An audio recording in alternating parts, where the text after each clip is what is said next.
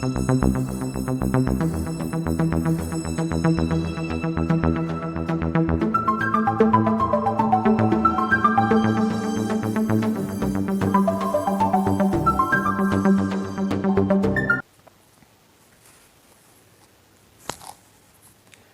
दोस्तों, आपका exam favourite channel में स्वागत है। और मैंने आज आपके लिए लेकर आया हूँ जो हमारे जो उपराष्ट्रपति होते हैं संविधान के अंतर्गत, है ना। तो उपराष्ट्रपति के अंतर्गत जो अनुच्छेद आते हैं हमारे, कहाँ से लेके 63 से लेके 70 तक के जो इम्पोर्टेंट, जो एग्ज़ाम की दृष्टि से जो इम्पोर्टेंट जो आर्टिकल्स होते हैं ना, उसके लिए मैंने एक बेहतरीन ट्रिक बनाया हूँ। जिसको क्या है, इस ट्रिक के माध्यम से क्या करेंगे हम लोग, उपराष्ट्रपति के लिए जो अनुच्छेद दिए गए हैं, कहाँ से लेके 63 से लेके 70 तक के जो अनुच्छेद दिए गए हैं ना, उन हम अनुच्छेदों को 8 ऐसे अनुच्छेद हैं जिनको हम बहुत ही इस शॉर्ट ट्रिक के माध्यम से हम लोग आसानी से याद रख सकते हैं। इसमें क्या है, हमको कोई कन्फ्यूज़न नहीं होगा, है ना, और हम भूलेंगे नहीं, क्योंकि एक छोटी सी ट्रिक है, एक सेंटेंस है जिससे हम बहुत ही आसानी से इसको याद रख सकते हैं। ठीक है, तो क्या है ना, तो ये हमने जो ट्रिक लाया हूँ किसके लिए, उपराष्ट्रपति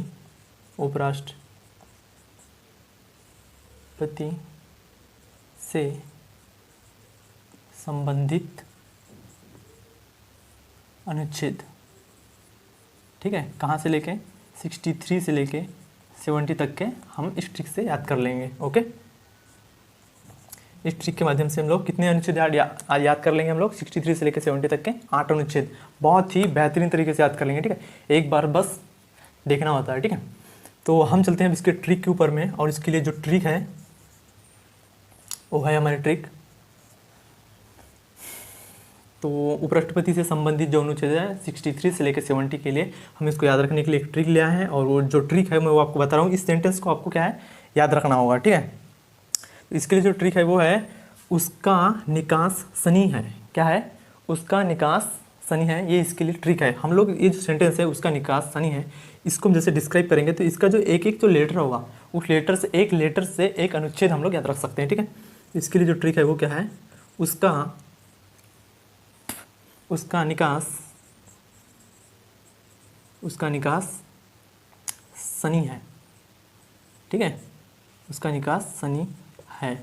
इस ट्रिक में मैंने तो बता दिया है ना, 3 3 6 और ये 2 8, लेकिन इसमें जो है वर्ड है ना, ये है जो लेटर है। ठीक है, ये क्या है, साइलेंट है, इसको हमको ध्यान में नहीं रखना है। ठीक है, लेकिन हम लोग क्या सेंटेंस बोलते समय ठीक रहेगा करके हम लोग उसका यूज़ करते हैं। ठीक है, उसका निकास सनी, ऐसे बोलेंगे तो ठीक नहीं रहेगा, लेकिन उसका निकास सनी है तो ये क्या है, एक मतलब सेंटेंस हो जाता है, तो हमको क्या आसानी से रखने में, याद रखने में क्या होती है, आसानी होती है। ठीक है, अब हम उसका निकास सनी है, यानी उसका निकास सनी को हम लोग अब डिस्क्राइब कर देते हैं। ठीक है, वो स का नी का स, सनी, है ना, ये हो गया आपका स और ये हो गया आपका नी। कितने आर्टिकल हो गए हमारे, 8।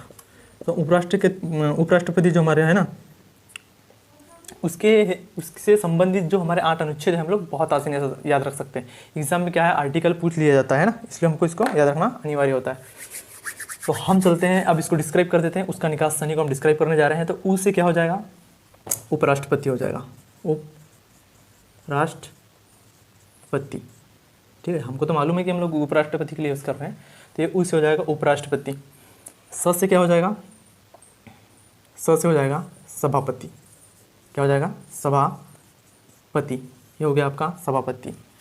का से क्या हो जाएगा, कार्य। ठीक है, हमको इसको याद रखना है, ऊ से उसका, स से सभापति, का से कार्य, नी से निर्वाचन। ठीक है, नी से हो गया आपका निर्वाचन, का से हो गया कार्यकाल। ठीक है, का से आपका हो गया कार्यकाल, स से हो गया आपका समयावधि।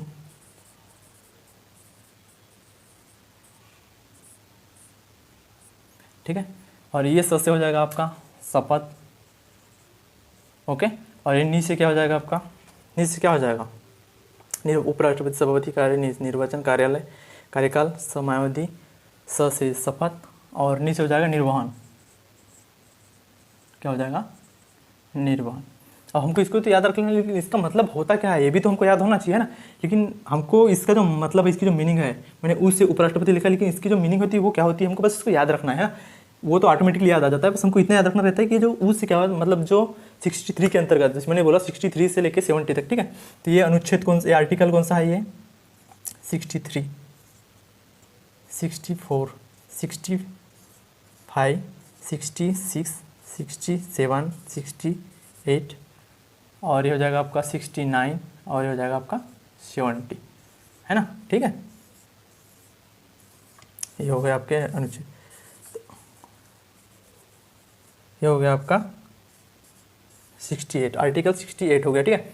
तो आर्टिकल 63 में क्या है, ऊ से उपराष्ट्रपति, हमको पहले इसको याद रखना है, बस हमको तो ये सेंटेंस याद रखा, हम बोल देंगे 63, 64, 65, 66, 67, 68, 69 और 70, ये तो कोई भी बोल सकता है, किसी को भी याद रह सकता है ना, बस हमको इसको क्रमानुसार याद रखना रहता है। ऊ से हो जाएगा उपराष्ट्रपति। तो हमारे भारतीय संविधान के जो आर्टिकल जो 63 है ना, हमको बस इतना याद रखना है, मैं आपको केवल बता दे रहा हूँ इसको याद, मतलब क्या याद रखना है, बाकी इतना याद रखा तो इतने में तो पूरा टोटल काम हो जाता है हमारा, ठीक है। तो आर्टिकल जो 63 है उसमें उपराष्ट्रपति, इसका मतलब ये है कि हमारे भारतीय संविधान में एक उपराष्ट्रपति होगा, है ना।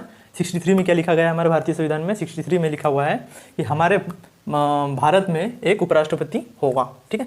अब हम चलते हैं आर्टिकल 64 के ऊपर, ठीक है। तो अपना जो आर्टिकल 64 जो है उसमें ये है कि जो उपराष्ट्रपति होता है वो राज्यसभा का सभापति होता है, ठीक है। हमारा जो उपराष्ट्रपति होता है वो राज्यसभा का सभापति होता है, ओके। अब उसके बाद चलते हैं हम आर्टिकल 65 के ऊपर। तो आर्टिकल 65 में क्या दिया है, इसका जो कार्य होता है वो क्या होता है। तो जो आर्टिकल हमारा जो 65 है, तो उसमें जो उपराष्ट्रपति का जो कार्य होता है तो वो ये होता है कि राष्ट्रपति के अनुपस्थिति में, किसकी अनुपस्थिति में, राष्ट्रपति के अनुपस्थिति में उपराष्ट्रपति वहाँ का कार्य करता है, ठीक है। मतलब जो 65 में दिया है कि जो उपराष्ट्रपति जी होते हैं हमारे वेंकैया, मतलब है ना, नायडू जी, तो क्या होता है कि जो राष्ट्रपति की अनुपस्थित होते हैं ना, एब्सेंट होते हैं जब, उस टाइम पे जो हमारे उपराष्ट्रपति जी होते हैं वो किसका कार्य करते हैं, हमारे राष्ट्रपति जी का कार्य करते हैं। किस में दिया है, आर्टिकल 65 में दिया गया। और उसके बाद हम आ जाते हैं आर्टिकल 66 में, है ना। तो हमारे आर्टिकल 66 में क्या दिया है, निर्वाचन, है ना। तो इसमें क्या होता है, हमारे उपराष्ट्रपति जी का क्या होता है, निर्वाचन, मतलब उनका क्या होता है, चुनाव होता है। तो निर्वाचन में क्या होता है, जो उपराष्ट्रपति का जो निर्वाचन होता है वो कौन करता है, निर्वाचक मंडल करता है ना। तो निर्वाचक मंडल जो होता है, जो हमारे संसद का जो सदन है, हमारे संसद की जो सदन है ना, राज्यसभा और दोनों सदन है ना, राज्यसभा और लोकसभा दोनों के द्वारा, है ना, राज्यसभा और लोकसभा दोनों सदनों के द्वारा गठित की जाती है क्या, निर्वाचक मंडल। निर्वाचक मंडल जब गठन कर दिया जाता है ना, तो इस निर्वाचक मंडल के द्वारा किसका गठन, ये मतलब किसका चुनाव किया जाता है, किसको मतलब निर्वाचित किया जाता है, हमारे उपराष्ट्रपति जी को निर्वाचित किया जाता है। किसके द्वारा, हमारी जो सदन है उसकी जो राज्यसभा और लोकसभा के द्वारा क्या किया जाता है, निर्वाचक मंडल गठित किया जाता है ना, इसके द्वारा, ठीक है। तो इसका क्या होता है, निर्वाचन होता है किसका, उपराष्ट्रपति का। किस में दिया है, आर्टिकल 66 में दिया है। और हमारे भारतीय संविधान का जो आर्टिकल 67 है ना, इसमें क्या बताया गया है, कार्यकाल बताया गया है। किसमें बताया गया है, 67 में। तो जो हमारे उपराष्ट्रपति जी होते हैं ना, तो इनका जो कार्यकाल होता है वो कितने वर्ष का होता है, सभी को मालूम होगा, 5 वर्षों का होता है ना। इनका जो कार्यकाल होता है वो कितने वर्ष का होता है, 5 वर्ष, ठीक है। लेकिन इसमें एक कंडीशन बनती है कि अगर से ये जरूरी नहीं है कि उपराष्ट्रपति जो हमारे हैं वो 5 वर्ष तक के उपराष्ट्रपति के पद पर रहेंगे, ये जरूरी नहीं होता है। होता यूँ है कि अगर से वो चाहे तो 5 वर्ष के पहले त्यागपत्र दे सकते हैं। किसको दे सकते हैं, जो उपराष्ट्रपति जी होते हैं वो त्यागपत्र किसको देते हैं, राष्ट्रपति को, प्रेसिडेंट को देते हैं, ठीक है। क्या देते हैं, त्यागपत्र। तो जो हमारे उपराष्ट्रपति जी का जो कार्यकाल होता है वो कितने वर्ष का होता है, 5 वर्षों का। लेकिन वो अपने इच्छा अनुसार क्या है, त्यागपत्र दे सकते हैं। किसको दे सकते हैं, वो राष्ट्रपति को दे करके, यानी जो उपराष्ट्रपति का पद है उससे स्थगित हो सकते हैं, वो स्वयं हो सकते हैं, ठीक है, ओके। और हम चलते हैं नेक्स्ट आर्टिकल के ऊपर में। और जो हमारा नेक्स्ट आर्टिकल है वो क्या है, 68। और 68 आर्टिकल में मैंने क्या लिखा है, मैंने लिखा है समयावधि, है ना। तो आर्टिकल 68 में क्या दिया गया है कि उपराष्ट्रपति जो होते हैं ना, उपराष्ट्रपति के पद की जो रिक्ति होती है, मतलब अगर से उपराष्ट्रपति का जो पद है वो अगर से खाली है, ठीक है, उपराष्ट्रपति का जो पद है वो खाली है, तो उसको भरने के लिए जो निर्वाचन की जो समयावधि होती है ना, वो किस में दिया गया है, हमारे आर्टिकल 68 में, भारतीय संविधान के आर्टिकल 68 में क्या दिया गया है कि जो उपराष्ट्रपति होते हैं हमारे, है ना, उपराष्ट्रपति जो होते हैं उनके पद की जो रिक्ति होती है, मतलब उनका पोस्ट जो खाली होती है, उसको उस पोस्ट को भरने के लिए किसका मतलब 68 के अंतर्गत उसको भरा जाता है। किसको? उपराष्ट्रपति के पद को भरा जाता है। ठीक है, हमारा जो नेक्स्ट है 69, आर्टिकल 69 है। ठीक है, तो आर्टिकल 69 में क्या दिया हुआ है? शपथ दिया है। आर्टिकल 69 में क्या दिया गया है? शपथ दिया गया है। तो इसका मतलब ये है कि उपराष्ट्रपति द्वारा शपथ ग्रहण की जाती है। किसमें? आर्टिकल 69 में उपराष्ट्रपति के द्वारा क्या ग्रहण की जाती है? शपथ ग्रहण की जाती है। ओके, ठीक है, ये तो ईजी है। उसके बाद चलते हैं हम आर्टिकल हमारा जो 70 है। ठीक है, तो आर्टिकल 70 में क्या दिया गया है? नहीं दिया है यहाँ पे, निर्वहन। ठीक है, आर्टिकल 70 में क्या दिया गया है? निर्वहन। तो निर्वहन का मतलब यह है कि कभी इमरजेंसी में, है ना, कभी इमरजेंसी में मतलब कभी आकस्मिकता में जो हमारे उपराष्ट्रपति जो होते हैं वो राष्ट्रपति के अन्य कार्यों को करते हैं। किसके अंतर्गत? आर्टिकल 70 के अंतर्गत। तो ठीक है दोस्तों, हमको केवल बस अभी यहाँ पर इसमें मतलब मैंने जो बताया उपराष्ट्रपति से जो रिलेटेड जो 63 से लेकर 70 आर्टिकल्स है हमारे, है ना, यानी 8 आर्टिकल्स है, उनको क्या हमको शॉर्ट तरीके से इस ट्रिक का, है ना, इस सेंटेंस को याद रखते हुए हमको बस इतना याद रखना है। मैंने बाकी जो बताया वो तो शायद आपको याद होगा, लेकिन एक क्रम से हमको याद रखने के लिए हमने इस ट्रिक का यूज़ किया था। ठीक है, मैंने जो आपको बता दिया है। उ से उपराष्ट्रपति, स से सभापति, का से कार्य और नि से निर्वाचन हो जाएगा। ठीक है, का से हो जाएगा कार्यकाल, स से समयावधि और स से शपथ। ये स सरोते का स है और ये स शक्कर का स है। ठीक है, ओके।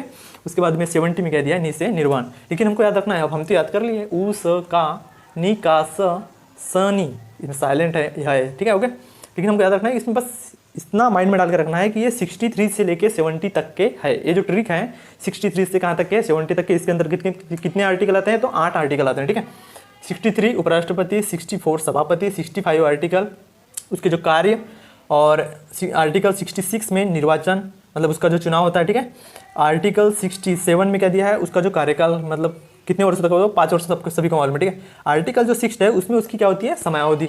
आर्टिकल 69 में शपथ ग्रहण। ठीक है, और आर्टिकल 70 में क्या? निर्वहन। तो हमको क्या याद रखना देता है?